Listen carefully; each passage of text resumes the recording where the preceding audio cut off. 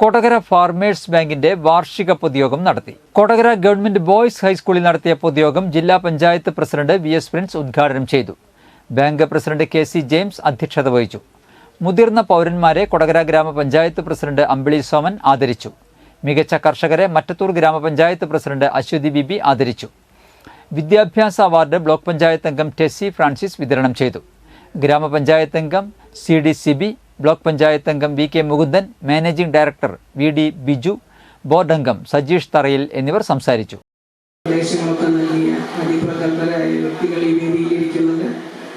ബാങ്കിനെ വളർത്തി വലുതാക്കിയ കൊടകരയുടെ മറ്റത്തൂരിലെ ഒക്കെ പ്രിയങ്കരനായ സഹകാരി സുഹൃത്തുക്കളുണ്ട്.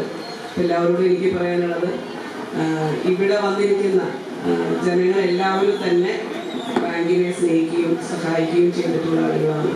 തീർച്ചയായിട്ടും എത്ര വർഷം കഴിഞ്ഞാലും എന്നാൽ നമ്മുടെ എല്ലാ ജീവിത തലങ്ങളിലും സഹകരണ മേഖല അതിൻ്റെതായിട്ടുള്ള വ്യക്തിമുദ്ര പതിപ്പിച്ചുകൊണ്ട് മുന്നോട്ട് വരാൻ സാധിച്ചിട്ടുണ്ട്.